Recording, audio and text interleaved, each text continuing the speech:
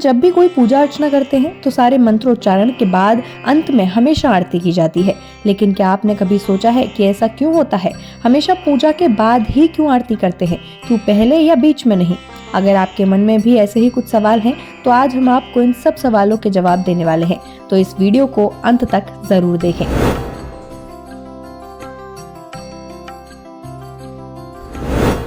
स्कंद पुराण के मुताबिक भगवान विष्णु ने स्वयं कहा है कि जो व्यक्ति अनेक बत्तियों से युक्त और घी से भरे हुए दीप को जलाकर मेरी आरती उतारता है, वह कोटि कल्पों तक स्वर्ग लोक में निवास करता है, और जो प्राणी मेरे आगे होती हुई आरती का दर्शन करता है, वह अंत में परम पद को प्राप्त होता है। इसके अलावा आरती को भगवान का आशीर्वाद प्राप्त करने का भी सबसे अच्छा तरीका माना जाता है।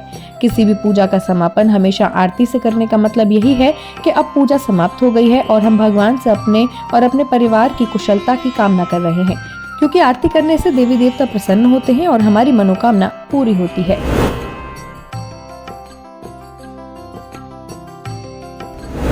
आरती को आरात्रिक अथवा नीराजन के नाम से भी पुकारते हैं। ऐसा माना गया है कि आराध्य के पूजन में जो कुछ भी त्रुटि या कमी रह जाती है, उसकी पूर्ति आरती करने से हो जाती है।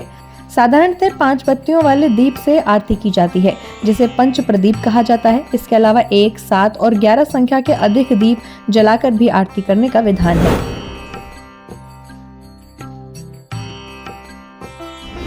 आरती के द्वारा व्यक्ति की भावनाएं तो पवित्र होती ही हैं, साथ ही आरती के दिए में जलने वाला गाय का घी और आरती के समय बजने वाला शंख वातावरण के हानिकारक कीटाणुओं का भी नाश करता है।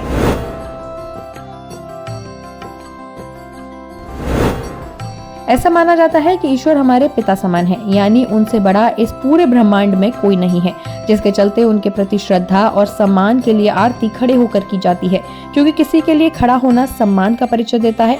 अंततः खड़े होकर ईश्वर की आराधना करना ईश्वर के सामने उनका सम्मान करना होता है।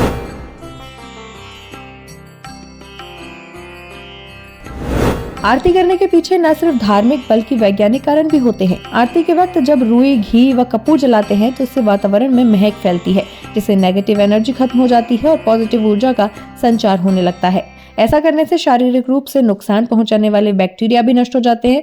वहीं मंदिरों में आरती के वक्त शंख, घंटे, घड़ियाल आदि की ध्वनि से मन पॉजिटिव हो जाता है। साथ ही इससे शरीर के कष्ट दूर होने के साथ साथ मन को भी शांति प्राप्त होती है।